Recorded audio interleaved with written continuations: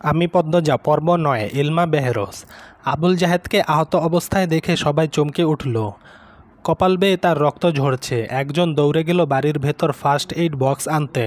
লিখন কিছু সময়ের জন্য থমকালো। আবুল জাহেদের কপাল ব্যান্ডেজ করার পর তাকে একটা চেয়ারে বসতে দেয়া হলো। হেমলতা লাঠিতে এক হাতের ভর দিয়ে স্বাভাবিকভাবে দাঁড়িয়ে আছেন। লিখন প্রশ্ন করল, কি হয়েছিল? আপনি উনাকে আঘাত করলেন কেন? হেমলতা বললেন, এই অসভ্য লোক আজ 4 দিন ধরে মাঝরাতে এখানে ঘুরঘুর করে। তার উদ্দেশ্য খারাপ। লিখন আর চোখে পদ্মজাকে দেখল। এরপর আবুল জাহেদকে প্রশ্ন করল, উনি যা বলছেন সত্যি? আবুল জাহেদ গমগম করে উঠল, আমি আজই প্রথম এসেছি এখানে। ঘুম আসছে না, তাই হাঁটতে হাঁটতে এদিক চলে এসেছি। হুট করেই উনি আক্রমণ করে বসলেন। হেমলতা প্রতিবাদ করেন দৃঢ় স্বরে, মিথ্যে বলবেন না একদম। আবুল জাহেদ কিছুতেই তার উদ্দেশ্য স্বীকার করল না। তর্কে তর্কে ভোরের আলো ফুটল। হেমলতা কঠিন করে জানিয়ে দিয়েছেন আজই এই বাড়ি ছাড়তে হবে। হেমলতার সিদ্ধান্ত শুনে দলটির মধ্যে আতঙ্ক ছড়িয়ে পড়ল। তীরে এসে নৌকা ডুবতে কিভাবে দেয়া যায়? সিনেমার শেষ অংশটুকু বাকি।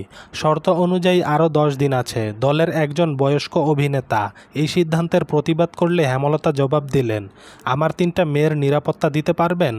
একটা পুরুষ মানুষ রাতের আধারে যুবতী মেয়েদের ঘরের পাশ দিয়ে ঘুরঘুর করবে কেন? কিসের ভিত্তিতে? হেমলতা সবাইকে এড়িয়ে লাহারি ঘরে ঢুকেন। এদের সাথে তর্ক করে শুধু সময়ই নষ্ট হবে। আবুল জাহেদের ধূর্ত চাহনি তার নজরে এসেছে বারংবার। প্রথম রাতে পায়ের আওয়াজ শুনে চিনতে পারেননি। এর পরদিন সন্দেহ তালিকায় থাকা 4-5 জনকে অনুসরণ করে তিনি নিশ্চিত হন রাতে কে লাহারি ঘরের পাশে হেঁটেছিল। লাহারি ঘরের ডান পাশে তুষের স্তূপ, পলিথিন কাগজ দিয়ে ঢাকা। অসাবধানবশে আবুল জাহেদের কাদামাখা জুতা তুষের স্তূপে পড়ে, ফলে জুতোয় তুষ লেগে যায়। এরপর দিন হেমলতা বাড়ির বারান্দায় জুতো জোড়া দেখতে পান। তুষ বাড়ির আর কোথাও নেই, কিন্তু ব্যস্ত হয়ে তুষের স্তূপের কাছে এসে দেখেন একজোড়া জুতার চাপ। সেই জুতা যখন আবুল জাহেদ পরল তিনি পুরোপুরিভাবে নিশ্চিত হন। শুটিং দলটার মধ্যে একটা হাহাকার লেগে গেল। বেশ কিছুক্ষণ নিজেদের মধ্যে আলোচনা চলল। এরপর সবাই মুর্শেদকে ধরল। বিনিময়ে তারা আরও টাকা দিতে রাজি। হেমলতার ধমকের ভারে তখন চুপ হয়ে গেলেও টাকার কথা শুনে মুর্শেদের চোখ দুটি জ্বলজ্বল করে উঠল। ঘরে এসে হেমলতার সাথে ধুন্ধুমার ঝগড়া লাগিয়ে দিলেন। হেমলতা কিছুতেই রাজি হননি। শেষ অবধি তিনি নিজের সিদ্ধান্তে অনড় থাকতে পারলেন না। দলের কিছু ভালো মানুষের অনুরোধ ফেলতে গিয়ে তিনি অস্বস্তি বোধ করছিলেন। 10 দিনের বদলে 5 দিনের সময় দেন। হেমলতা স্বস্তিতে নিঃশ্বাস ফেলেন। ভাগ্যিস কোনো ঘটনা ঘটার আগে ব্যাপারটা খোলাসে হয়েছে। বেশ গরম পড়েছে আজ। মুন্নাকে পাশে নিয়ে পদ্মজা পার্টিতে বসে আছে।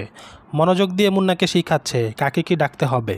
আমায় ডাকবি বড় আপা, পূর্ণাকে ছোট আপা, আর প্রেমা তো তোর সমান, তাই প্রেমা ডাকবি। দুজন মিলেমিশে থাকবি, বুঝেছিস? হ বুঝছি। আমাকে তুইও আম্মা ডাকবি।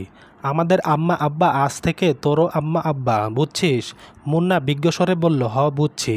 হেমলতা রান্না থেকে উঠে আসেন। মুন্নাকে বলেন, শুদ্ধ ভাষায় কথা বলবি, তোর পদ্ম আপা যেভাবে বলে। কইয়ামনে? পদ্মজা বলল, কইয়ামনে না, বল আচ্ছা বলবো। মুন্না বাধ্যের মতো হেসে বলে, আচ্ছা বলবো। হেমলতা হেসে চলে যান। পূর্ণা রুম থেকে মুন্নাকে ডাকলো, মুন্না রে। হ সুডু আপা। পদ্মজা মুন্নার গালে আলতো করে থাপ্পড় দিয়ে বলল, বল জি ছোট আপা। মুন্না পদ্মজার মতো করেই বলল, জি ছোট আপা। পদ্মজা হাসল। পূর্ণা মৃদু হেসে বলল, তোর নাম পাল্টাতে হবে, আমি তোর নতুন নাম রেখেছি। কে রে? নাম পাল্টাইতাম কে রে? পদ্মজা কিছু বলার আগে মুন্না প্রশ্ন করল, আচ্ছা এই কথাটা কেমনে কইতাম? পদ্মজা হেসে কপালে চাপড়ে, এই ছেলে তো আঞ্চলিক ভাষায় বুধ হয়ে আছে। পূর্ণা বলল, তুই এখন আমাদের ভাই, আমাদের নামের সাথে মিলিয়ে তোর নাম রাখা উচিত। কি উচিত না? মুন্না দাঁত কেলিয়ে হেসে সায় দিল, হ, এজন্যই তোর নাম পাল্টাতে হবে। আজ থেকে তোর নাম প্রান্ত মোড়ল। সবাইকে বলবি এটা, মনে থাকবে? হ মনে রাখাম। বল আচ্ছা মনে রাখবো। আচ্ছা মনে রাখবো। দুপুর গড়াতেই হাজেরা আসলো। সাথে নিয়ে এসেছে বানোয়াট গল্প আর বিলাপ। ইশারা ইঙ্গিতে সে লাউ চাইছে। মুর্শেদ গতকাল সব লাউ বাজারে তুলেছেন। গাছে আরেকটা ছিল। ঘরে চিংড়ি মাছ আছে। প্রান্ত লাউ দিয়ে চিংড়ি মাছ খাবে বলে ইচ্ছে প্রকাশ করেছে। হেমলতা হাসি মুখে শেষ লাউটা নিয়ে এসেছেন। এখন আবার হাজেরাও চায়। কেউ কিছু চাইলে হাতে থাকা সত্ত্বেও হেমলতা ফিরিয়ে দেননি, আজও দিলেন না। তিনি হাজেরাকে হাসি মুখে লাউ দিলেন।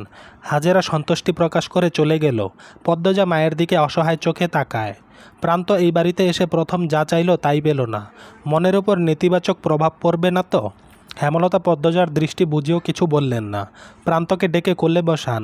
ছেলেটাকে দেখতে বেশ লাগছে। দুপুরে তিনি গোসল করিয়েছেন। মনে হয়েছে কোনো ময়লার স্তূপ পরিষ্কার করা হচ্ছে। জন্মদাতার মৃত্যু প্রান্তের উপর বিন্দুমাত্র প্রভাব ফেলল না। এজন্য কেউই অবাক হয়নি। বাপ ছেলের মধ্যে রাতেই একসাথে থাকা হতো। অনেক রাত প্রান্ত একা থেকেছে। এইটুকু ছেলে কত রাত ভয় নিয়ে কাটিয়েছে। হেমলতা অদূরে কণ্ঠে বললেন, একটা গল্প শোনাই, শুনবি? শোনাও। পদ্মজা প্রান্তের ভাষায় ভুল ধরিয়ে দিল। হুনাও না, বল শোনাও আম্মা। প্রান্ত মাথা কাত করে এরপর হেমলতাকে বলল, শোনাও আম্মা। আম্মার ডাকটা শুনে হেমলতার বুক বিশুদ্ধ ভালো লাগায় ছেয়ে গেল। তিনি কণ্ঠে ভালোবাসা ঢেলে বললেন, আমাদের একদিন মরতে হবে জানিস তো? হ। জান্নাত জাহান্নামের কথা কখনো কেউ বলেছে? প্রান্ত মাথা দুই পাশে নাড়ালো। কেউ শোনায়নি।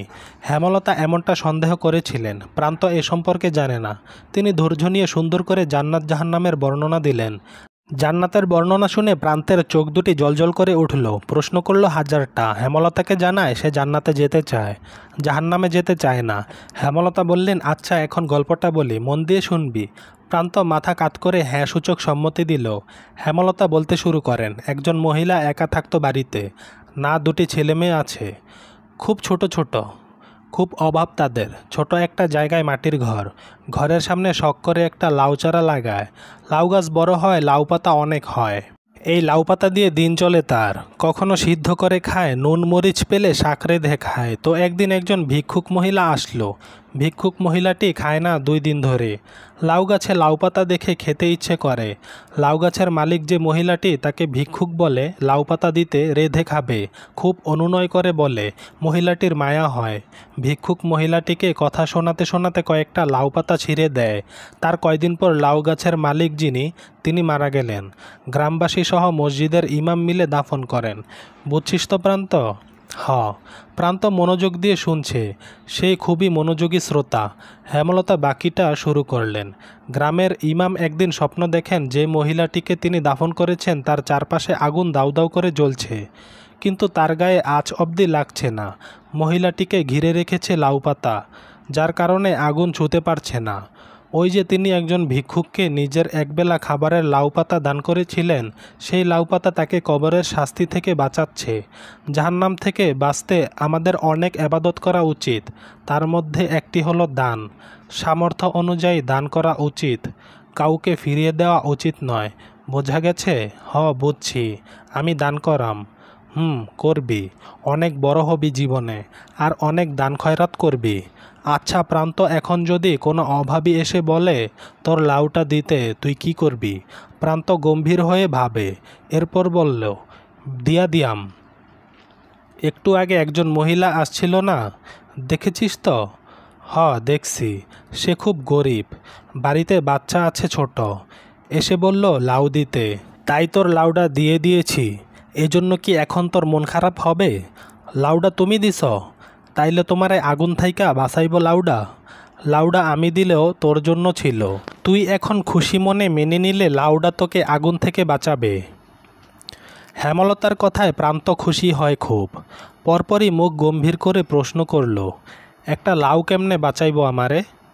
প্রান্তর নিষ্পাপ কণ্ঠে প্রশ্নটা শুনে হেমলতা পদ্মজা পূর্ণা হেসে উঠল। পদ্মজা বলল, কয়টা পাতা অনেকগুলো হয়ে মহিলাটাকে বাঁচিয়েছিল, তেমন একটা লাউ অনেকগুলো হয়ে তোকে বাঁচাবে। প্রান্ত একটার পর একটা প্রশ্ন করেই যাচ্ছে। হেমলতা হেসে হেসে তার উত্তর দিচ্ছেন। পদ্মজার হুট করেই প্রান্ত থেকে চোখ সরে হেমলতার উপরে পড়ে। মা হাসলে সন্তানদের বুকে যে আনন্দের ঢেউ ওঠে তা কি জানেন? পদ্মজার আদর্শ তার মা। সে তার মায়ের মতো হতে চায়। 5 দিন শেষ। শুটিং দলের মধ্যে খুব ব্যস্ততা। সব কিছু গুছানো হচ্ছে। 5 দিনে তাড়াহুড়ো করে শ্যুট শেষ করা হয়েছে। লিখন উঠানে চেয়ার নিয়ে বসে আছে। চিত্রা এসে তার পাশে বসল। কাশির মতো শব্দ করল লিখনের মনোযোগ পেতে। লিখন তাকালো। স্লান মুখে প্রশ্ন করল, সব গুছানো শেষ? শেষ। তুমি তো কিছুই গুছাওনি। বিকেলে রওনা দেব। আমার আর কি আছে গোছানোর? দুপুরেই শেষ করে ফেলবো। মন খারাপ? লিখন কিছু বলল না। লাহারি ঘরের দিকে তাকালো। দৃষ্টিতে শূন্যতা, কিছু ফেলে যাওয়ার বেদনা, বুকের বাঁ পাশে চিনচিন করে ব্যথা। চিত্রা হাতঘড়ি পড়তে পড়তে বলল, ছোট বোনের সমান বলে ঠোঁট বাঁকিয়েছিলে। এখন তার প্রেমেই পড়লে? লিখন কিছু বলল না, দীর্ঘ নিঃশ্বাস ছাড়ল। চিত্রা বলল, পদ্মজা কিন্তু অনেক বড়ই। আগামী মাসে ওর 17 হবে শুনেছি।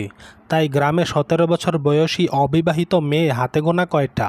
পদ্মজার শ্রেণীর বেশিরভাগ মেয়ে বিবাহিত, আর খুব কম মেয়ে পড়ে। চিত্রার কথা অগ্রাহ্য করে লিখন বলল, তোমার বিয়েটা কবে হচ্ছে? বছরের শেষ দিকে, সব ঠিকঠাক থাকলে আর ভগবান চাইলে। কিছুক্ষণের মধ্যে সবাই ঢাকা রওনা দেবে। হেমলতা মোর্শেদ বিদায় দিতে এসেছেন। দলটার 3-4 জনের চরিত্র সমস্যা থাকলেও বাকিরা খুব ভালো। হেমলতার সাথে মিশেছে খুব। নিজের বাড়ি মনে করে থেকেছে, বাড়ির দেখাশোনা করেছে। লিখন হেমলতার আড়ালে একটি সাহসিকতার কাজ করে ফেলল। ব্যস্ত পায়ে লাহারি ঘরে আসলো। বারান্দায় বসেছিল পদ্মজা। লিখনকে দেখে ভয়ে তার বুক কেঁপে উঠল। পদ্মজাকে কিছু বলতে দিল না লিখন। সে দ্রুত বারান্দায় উঠে পদ্মজার হাতে একটা চিঠি গুজে দিয়ে জায়গা ত্যাগ করল। পদ্মজা অনবরত কাঁপতে থাকে। পূর্ণা চৌকি থেকে ব্যাপারটা খেয়াল করেছে। সে হতভম্ব। ধীর পায়ে হেঁটে আসে।